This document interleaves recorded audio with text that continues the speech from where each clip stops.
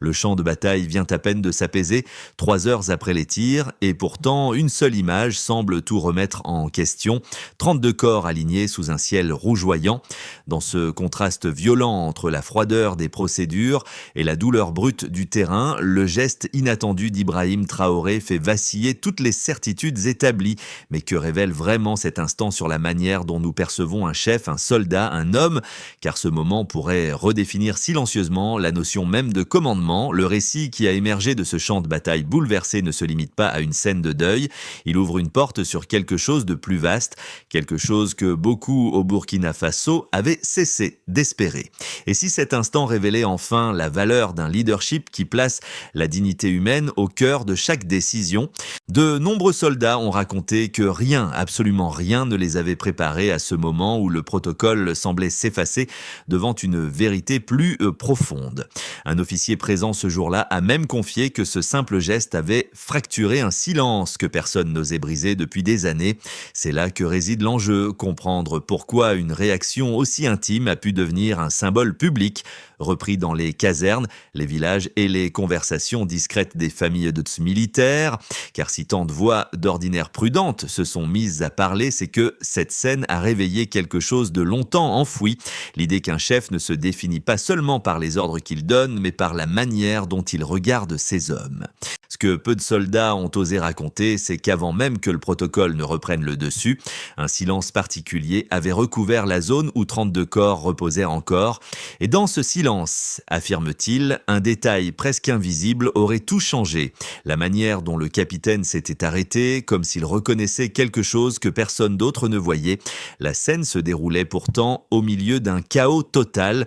3 heures après l'affrontement, les hélicoptères continuaient leur rotation, les équipes médicales criaient des instructions et les officiers tentaient de réorganiser les unités dispersées. Mais au cœur de ce mouvement frénétique, un angle mort émotionnel demeurait, celui où un chef devait affronter la réalité de ses propres pertes. Dans ce récit fictif, c'est précisément là que la figure d'Ibrahim Traoré prend une dimension inattendue. Les témoins de cette version romancée expliquent que tout a basculé au moment où le capitaine a reconnu le visage de son ami parmi les corps. Certains disent qu'il est resté immobile près d'une minute entière, d'autres jurent qu'il a murmuré quelque chose que le vent a emporté avant quiconque puisse l'entendre. Détail incertain, exagéré peut-être, mais qui souligne une vérité narrative essentielle. Un chef, même dans la fiction, n'est jamais préparé à voir tomber ceux qui croient en lui. À partir de cet instant, selon la reconstruction imaginaire de cette histoire, une chaîne de réactions s'est enclenchée. Des soldats ont cessé de parler, d'autres ont retiré leur casque, persuadés d'avoir été témoins d'un moment dépassant les règles militaires habituelles.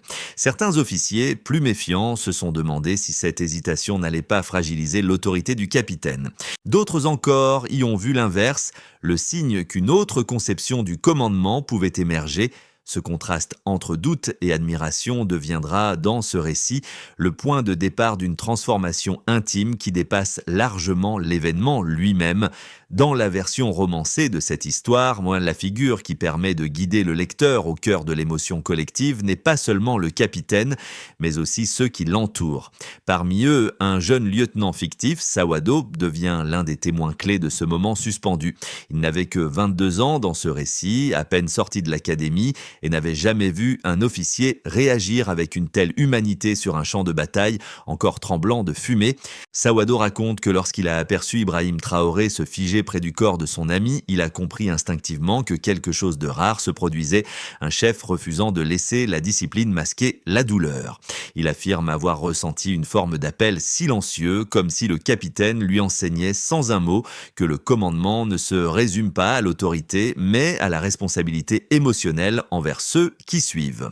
Dans le cadre fictif de cette scène, d'autres soldats se sont rapprochés, non pas pour interférer, mais parce qu'ils percevaient ce moment comme un point de bascule. Certains décrivent une tension étrange, un mélange de respect et d'inquiétude, car ils savaient que cette démonstration de vulnérabilité pouvait être perçue comme une force ou une menace, selon l'œil de l'observateur. Sawado, lui, n'y voyait qu'une vérité simple. Un chef capable de reconnaître la valeur individuelle de chaque homme créait un lien que ni la peur ni l'obéissance aveugle ne pouvaient égaler. Et c'est cette idée qui, dans le cadre fictif du récit, commence à modifier progressivement la perception de ceux qui l'entourent. Dans cette version fictive des événements, tout commence véritablement au moment où la tension latente, longtemps contenue dans les rangs, trouve enfin un point d'éclatement. Le kitsch Hwat, le déclencheur, ne se présente pas sous la forme d'un ordre ou d'un signal militaire, mais d'un geste simple, presque fragile, la décision du capitaine de ne pas s'éloigner du corps de son ami tombé. Pour certains soldats, ce fut un acte incompréhensible, pour d'autres, une évidence. Mais dans le récit romancé, c'est précisément cette hésitation apparente qui met en mouvement tout le reste. Le champ de bataille fictif était encore marqué par l'odeur de la poudre et le bourdonnement sourd des appareils médicaux quand les officiers supérieurs, inquiets de voir le capitaine s'attarder, ont tenté de rétablir le protocole. Selon cette reconstitution imaginaire, l'un des généraux inventés pour le récit aurait avancé avec une fermeté mécanique, rappelant que la discipline devait primer sur toute considération personnelle. Mais plus il parlait, plus le contraste devenait visible. D'un côté, un système rigide, de l'autre, un officier qui incarnait quelque chose de profondément humain. La tension atteint son cao-trao, son sommet dramatique, lorsqu'un échange s'engage entre les deux hommes. Dans cette scène narrative, le général représente la voix d'une institution qui craint l'émotion, tandis que le capitaine incarne une vision alternative du commandement. Aucun des témoins imaginaires ne décrit de cris ou de gestes brusques. Au contraire, ils évoquent un affrontement silencieux mais électrique, une collision idéologique sur un sol encore marqué par les traces du combat. Certains soldats fictifs avouent qu'ils retenaient leur souffle, persuadés qu'un seul mot pourrait faire basculer la situation vers une rupture totale de la hiérarchie. Puis vient l'instant où tout se fissure. Dans la version romancée, c'est un jeune soldat, peut-être Sawado, peut-être un autre, qui aurait franchi la ligne invisible séparant l'obéissance du choix personnel. En s'avançant pour aider le capitaine à porter le corps, il introduit une dynamique nouvelle. Ce n'est plus une confrontation entre deux hommes, mais un dilemme collectif. À mesure que d'autres s'approchent dans cette fiction, la scène se transforme en un mouvement spontané, presque rituel, qui dépasse largement les intentions initiales. La Dushan, la retombée émotionnelle, s'étend bien au-delà du champ de bataille fictif. Les soldats prennent conscience, chacun à leur manière, et qu'ils viennent d'assister à un moment rare où l'humanité d'un chef reconfigure les contours même de l'autorité. Certains se sentent rassurés, d'autres déstabilisés, mais tous comprennent que quelque chose a changé. Le général imaginaire, témoin malgré lui de cette transformation, se voit contraint de reconsidérer la rigidité de son propre rapport au commandement. Dans ce récit romancé, cet épisode ne devient pas immédiatement un symbole national ou un acte politique. Il reste d'abord un événement intime, presque secret, partagé entre ceux qui l'ont vécu. Mais même ainsi, il laisse une trace profonde, une sorte d'après-coup silencieux qui, dans la fiction, continuera à influencer les décisions, les loyautés et les doutes de longtemps après que les derniers échos du combat se soient éteints. Dans cette reconstitution purement fictionnelle, les soldats qui ont voulu témoigner plus tard ont expliqué que l'atmosphère du campement avait changé de façon presque mesurable dans les heures qui ont suivi l'incident. 3 unités fictives, totalisant 214 hommes, seraient restées silencieuses pendant plusieurs minutes après leur retour, comme si une tension invisible avait suspendu leurs gestes habituels. Cette réaction est compréhensible. Un groupe de cette taille perçoit immédiatement la rupture dans ses repères émotionnels. Les officiers inventés pour le récit ont également noté que 17 rapports internes avaient été déposés le même soir, un chiffre exceptionnel dans cette version romancée des faits. Cela suggère que les témoins cherchaient à formaliser une émotion trop difficile à contenir autrement. Certains soldats fictifs affirment même que près de 60% des hommes du bataillon avaient discuté de l'événement avant minuit, se demandant ce que cela révélait réellement du commandement. Ce taux élevé montre qu'un choc collectif peut se propager très vite dans un groupe soudé. Mais les chiffres dans ce récit imaginé ne servent pas seulement à mesurer l'ampleur d'une réaction, ils permettent surtout de comprendre comment un moment isolé peut fissurer les routines les mieux ancrées. Les officiers les plus expérimentés se sont retrouvés dans cette fiction surpris par la vitesse à laquelle laquelle la nouvelle s'était répandue. Il pensait qu'un tel geste resterait un détail perdu dans la confusion du champ de bataille, mais les données fictives montrent exactement l'inverse. Le geste du capitaine dans cette narration devient un point de référence auquel chacun revient pour réévaluer sa propre place dans la hiérarchie. Dans la soirée de cette histoire inventée, des discussions auraient émergé dans plusieurs tentes. Certains soldats soutenaient qu'un chef devait rester distant pour éviter de fragiliser l'autorité, tandis que d'autres affirmait que cette distance créait un vide émotionnel dangereux. Le battement fictif du camp semblait osciller entre ces deux positions, comme si l'ensemble de l'unité cherchait à comprendre ce qu'elle avait vu. Ce n'était pas seulement une réaction à une perte, c'était une réaction à une nouvelle manière d'incarner le commandement, perçue comme trop humaine pour certains, profondément juste pour d'autres. Les données imaginées recueillies le lendemain montrent une autre évolution intéressante.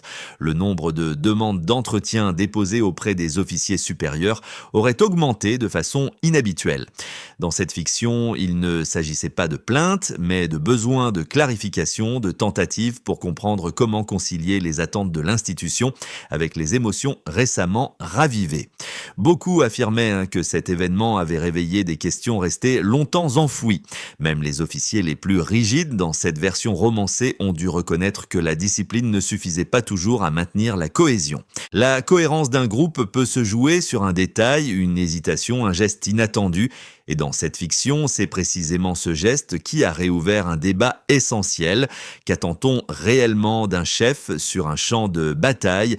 Et jusqu'où peut aller l'expression de son humanité sans mettre en péril l'ordre établi ?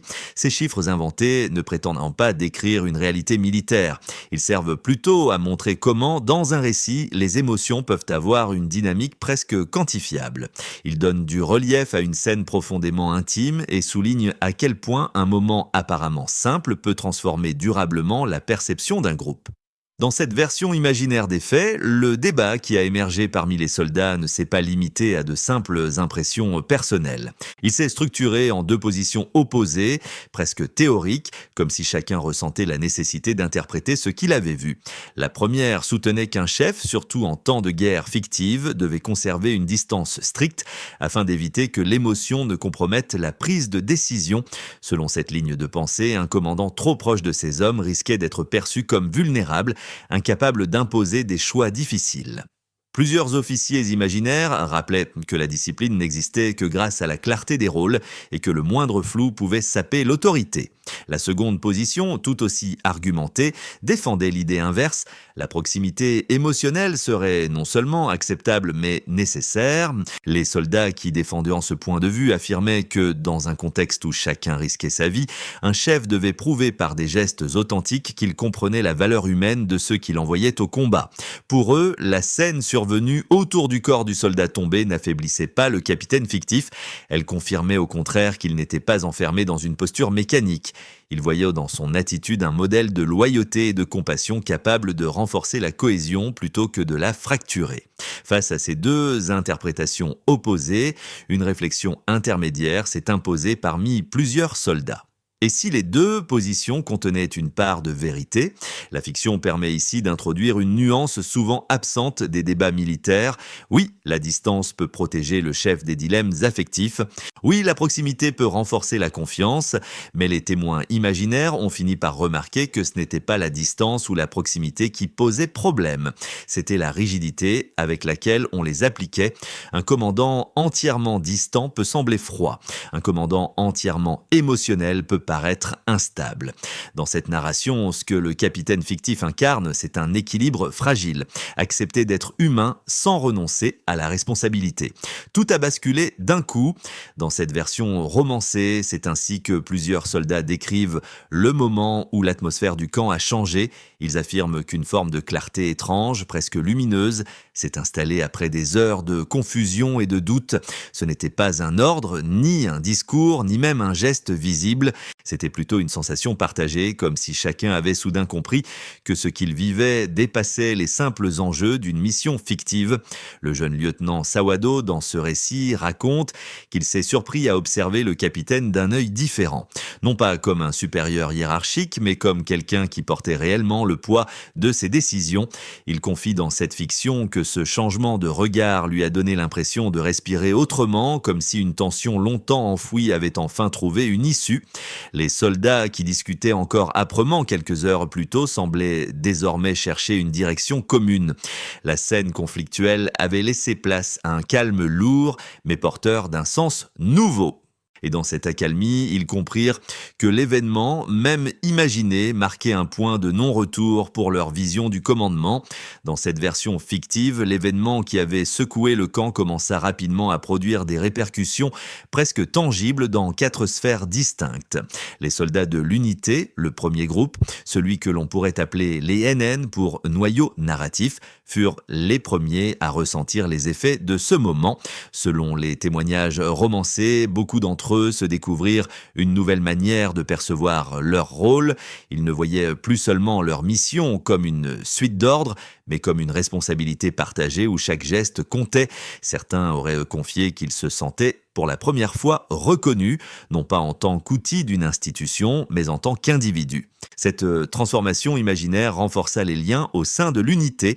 Le second groupe, que l'on peut assimiler au DN ou dépendant narrative, c'est-à-dire les civils fictifs évoqués dans le récit, réagit différemment. Eux n'avaient pas assisté à la scène, mais en entendirent parler par fragments. Dans cette fiction, ce sont les rumeurs qui fabriquent la perception. On racontait qu'un capitaine avait défié la froideur des règles pour honorer un camarade. Cela créa un élan inattendu de confiance dans une population pourtant habituée à la méfiance envers les forces armées dans les récits romancés. Certains imaginaient que si un chef pouvait agir avec autant de sensibilité, alors peut-être y avait-il un espoir de changement, même dans un monde fictif marqué par l'instabilité. Le troisième groupe, les ND, narrative décideurs, autrement dit les officiers supérieurs dans ce cadre inventé, vécu la situation d'une manière plus ambivalente. Pour quelques-uns, l'attitude du capitaine représentait un risque pour l'autorité établie. Ils craignaient qu'une trop grande humanisation remette en question la hiérarchie et crée une dynamique incontrôlable.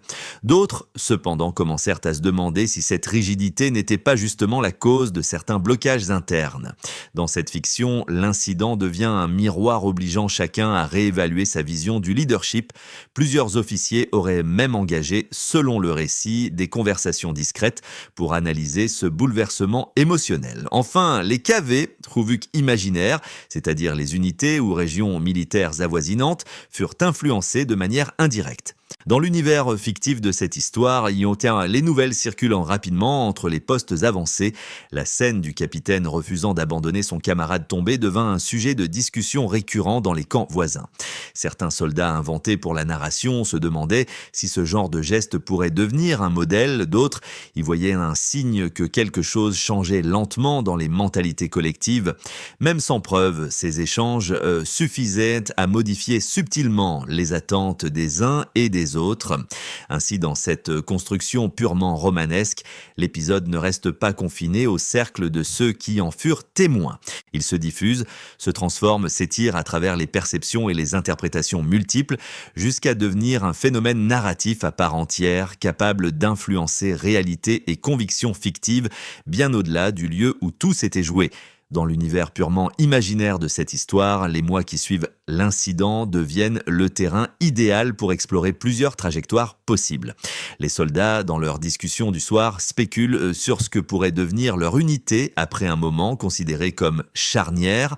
Le récit propose alors 3 scénarios distincts, chacun reflétant une manière différente d'interpréter le changement qui s'est produit dans une version plus modérée, s'étalant sur 6 à 12 mois. Dans cette version modérée, l'épisode demeure une source d'inspiration locale. L'unité continue de fonctionner selon les protocoles habituels, mais avec une sensibilité accrue envers les aspects humains du commandement. Les officiers inventés pour le récit reconnaissent timidement que la cohésion s'est renforcée. Rien de spectaculaire ne se produit, aucun bouleversement majeur, aucune transformation radicale, mais mais une tonalité plus calme s'installe et les soldats fictifs sentent qu'ils travaillent désormais dans un cadre où leurs émotions ne sont plus entièrement passées sous silence. Dans une projection plus optimiste, dans cette projection romanesque, l'incident devient le catalyseur d'une réflexion approfondie sur la manière de diriger. Certains officiers supérieurs, touchés par les témoignages circulant entre les unités, entreprennent une réforme interne, toujours au sein du monde fictif, visant à instaurer une forme de leadership plus empathique. Des séances de dialogue sont imaginées, permettant aux soldats de s'exprimer librement. L'unité devient alors un modèle narratif, souvent cité dans les récits internes comme preuve que la discipline et l'humanité peuvent coexister harmonieusement.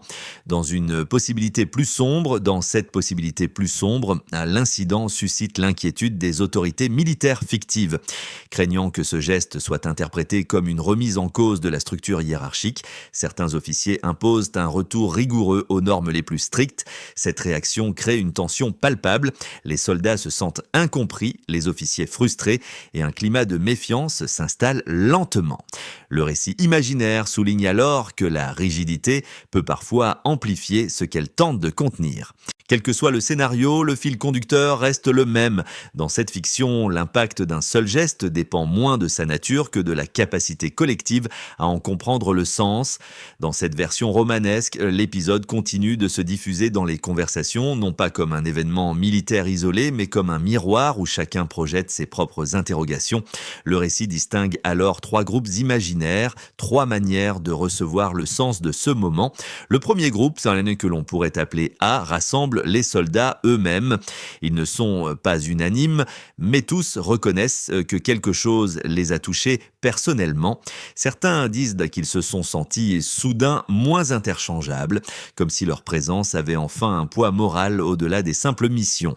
D'autres, plus prudents, avouent que la scène a réveillé des émotions qu'ils pensaient avoir laissées derrière eux avant même de rejoindre l'armée fictive de ce récit.